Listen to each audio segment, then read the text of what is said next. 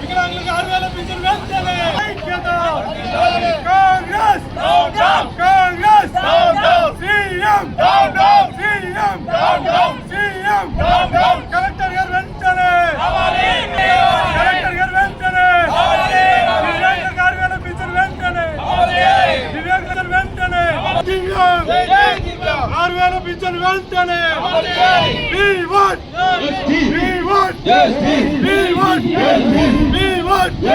ఇదే మీ రాజ్యం ఇదే మీ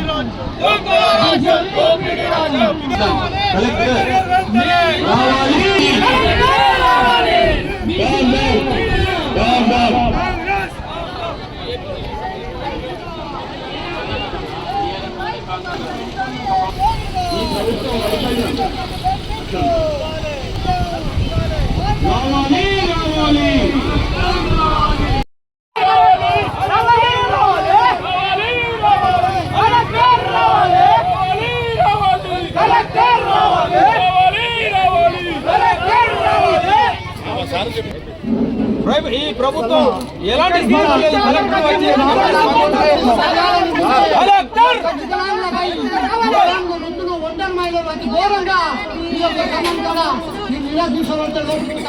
రావాలంటే రాకపోవడం ఇది దురదృష్టకరం. ఈ యొక్క పోలీసు పాలన నుంచి వీళ్ళపై మీరు లాంటి సర్ది జరుపుకోము. ఇది ప్రభుత్వానికి ఒక హెచ్చరిక అని చెప్పి ఇది ఖబర్దార్ మీరు తీసుకోవాలని చెప్పి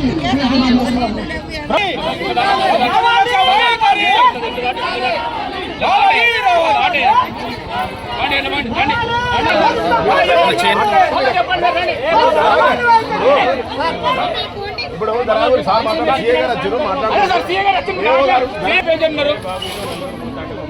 మాట్లాడే వాళ్ళు వాళ్ళ బాగా చెప్పిళ్ళు ఈ అమ్మాయికి 4 పిల్లలు ముస్లిం అల్లు లేదు.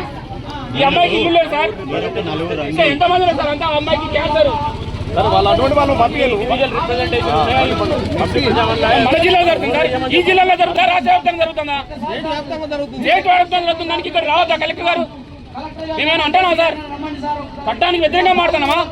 చట్టానికి అనుకూలంగానే ఉన్నాం కదా, హక్కుల కోసం మాట్లాడుతున్నాం. ఇంతకంటే ఉండదు సార్ ఇక్కడ. చెప్పు మీరు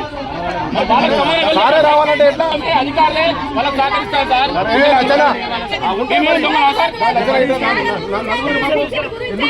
ఎందుకు తీసుకోపోతావు?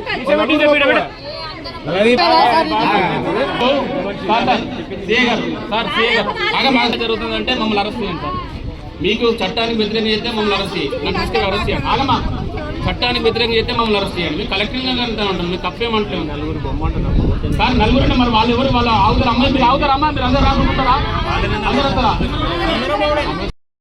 ప్రభుత్వము ఏమని హామీలు ఇచ్చిందంటే మేము 4,000 పింఛన్ ఉన్న పింఛన్ని 6,000 చేస్తాను, 2,000 ఉన్న పింఛన్ని 6,000 చేస్తాను అని చెప్పి హామీలు ఇచ్చి కుర్చీలో కూర్చున్న సీఎం గారు ఇప్పటి వరకు 21 నెలలు అవుతున్నా ఇప్పటి వరకు మా వికలాంగులను ఎవరిని కూడా పట్టించుకోవడం లేదు.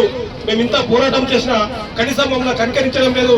ఈ 22 నెలల నుండి 21 నెలల నుండి కూడా మేము పాదయాత్ర చేస్తున్నాము, రస్తారోకలు చేస్తున్నాం, కానీ కనీసం మా మీద ప్రభుత్వం ఎలాంటి చూపు లేదు. కాబట్టి ప్రతిపక్షంలో ఉన్న నాయకుడు కూడా మా మీద 119 ఎమ్మెల్యేల ఒక ప్రతిపక్ష నాయకుడు కూడా మా గురించి ప్రశ్నించి గొంతించి మాట్లాడడం లేదు.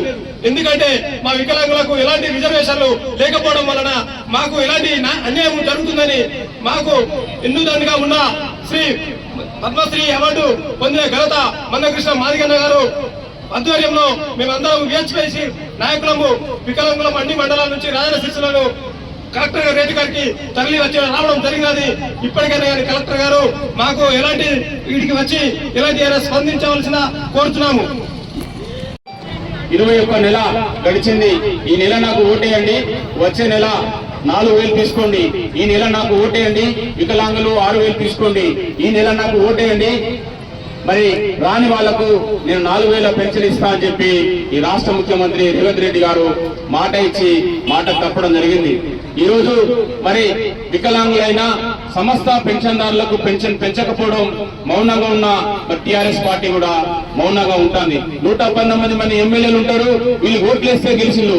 ఈ ఓట్లేసిన ఎమ్మెల్యేలు ఒక్కరు కూడా అసెంబ్లీలో మాట్లాడకపోవడం వికలాంగుల పక్షాన మరి వృద్ధుల పక్షాన మౌనంగా ఉండడం ఏందో తెలుసుకోవాల్సిన బాధ్యత ఈ రాష్ట్ర ముఖ్యమంత్రికి ఉన్నది.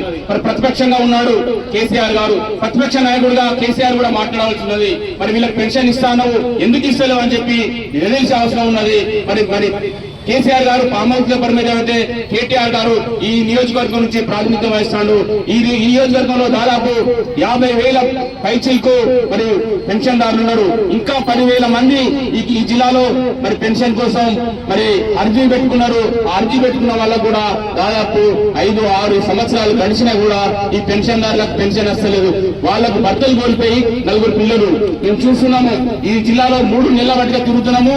ప్రతి ఇంటి నుంచి ఒక్కొక్కరు బాధలు మేము వినిపిస్తుంటే చాలా బాధాకరంగా ఉన్నది. ఒకరికి 4 పిల్లలు, ఒకరికి 2 పిల్లలు, ఇల్లు లేదు, భర్త లేడు. మరి వాళ్ళకు జీవించడానికి, పోషించుకోవడానికి, ఆహారము, బతకడానికి కూడా జీవన శైలి మరి తగ్గిపోతాన్ని వీళ్ళని వెంటనే పరిష్కరించకపోతే, వీళ్లకు మరి ఆదుకోకపోతే వీళ్ళు కూలిపోయి చనిపోయే ప్రమాదం ఉన్నారని చెప్పి పద్మశ్రీ మందకృష్ణమయ్య గారు మన జిల్లాలో కూడా మరి 27 తారీఖు నాడు, పోయిన నెల 27 తారీఖు నాడు సిరిసిల్లలో జరిగింది. మరి ఈ నెల 1న మరి వెమ్లవాడలో జరిగింది, రాజన్న సిరిసిల్లలో జరిగింది, వెమ్లవాడలో జరిగింది. 2 నియోజకవర్గాల్లో సదస్సుని 119 నియోజకవర్గంలో పద్మశ్రీ మందకృష్ణమయ్య గారు మాట్లాడినా కూడా ఈ ప్రభుత్వం దిగిరాలేదు. కాబట్టి ఈ రోజు రాష్ట్ర వ్యాప్తంగా ఉన్న అన్ని కలెక్టరేట్లకు కూడా మహాధరణ కార్యక్రమం చేపట్టడం. అయినా ఈ ప్రభుత్వం దిగిరాకపోతే మరి ఇక్కడ ఉన్న కలెక్టర్ గారికి మేము వినతిపత్రం వేయడానికి వచ్చినాం. కలెక్టర్ గారు ఇక్కడికి వచ్చి మాకు సమాధానం చెప్పి ఈ యొక్క పెన్షన్దారుల కోసం మరి సహాయం చేసి వీలైన నిరుపేదలైన వీళ్ళకు సహాయం చేయాలని చెప్పి మా గౌరవ కలెక్టర్ గారికి మేము వినతిపత్రం వేయడానికి ఇక్కడికి వచ్చినాం. పత్రికా విలేకరులకు సమాజానికి వీళ్ళు మరి హీనంగా చూస్తున్నారు. సమాజం వీళ్ళను మరి కన్న తల్లిదండ్రులు కూడా హీనంగా చూస్తున్నారు. ఎందుకంటే వాళ్ళు పుట్టుకే మరి మేము ఈ రకంగా పుట్టినామని చెప్పి వికలాంగులు చాలా మనోవేదనకు గురవుతున్నారు. వాళ్ళకి రక్షించి వాళ్ళని కాపాడవలసిన బాధ్యత ఈ రాష్ట్ర ప్రభుత్వం ఉన్నది, ప్రతిపక్ష నాయకులది. ఒకవేళ కనుక వీళ్ళకి చేయకపోతే రాష్ట్రంలో అన్ని మరి మండల కేంద్రాల్లో దిగ్బంధం చేపడతాం. అదే విధంగా గ్రామ పంచాయతీ ఎలక్షన్లలో మరి ఓట్లు మీకు వేస్తానని మాటించిన చేయకపోతే కాబట్టి గ్రామంలో ఉన్న ప్రతి ఒక్క పౌరునికి తెలిసే విధంగా వికలాంగులకు అన్యాయం చేసిన విధంగా మరి గ్రామ పంచాయతీ పరిధిలో కూడా మేము ప్రచారం చేసి అయినాకపోతే మరి రాష్ట్రంలో, తెలంగాణ రాష్ట్రంలో 15 నుంచి 20 లక్షల మందితోటి భారీ బహిరంగ సేవ పెట్టి ఒకవేళ నువ్వు ఈ పెన్షన్ పెంచకపోతే దిగిపై రాజీనామా చేయి, లేకపోతే ప్రతిపక్ష నాయకుడా నువ్వు కూడా రాజీనామా చేయి. మీరిద్దరు కనుక రాజీనామా చేస్తే ఎవరో ఒకరు పేదవాళ్ళ కోసం మాట్లాడే నాయకుడు వస్తాడు, వాళ్ళకు న్యాయం జరుగుతుందని చెప్పి కోసమే ఈ రోజు మహాధరణ పెడుతున్నాం. దీనికి మీరు అందరూ కూడా సహకరించిన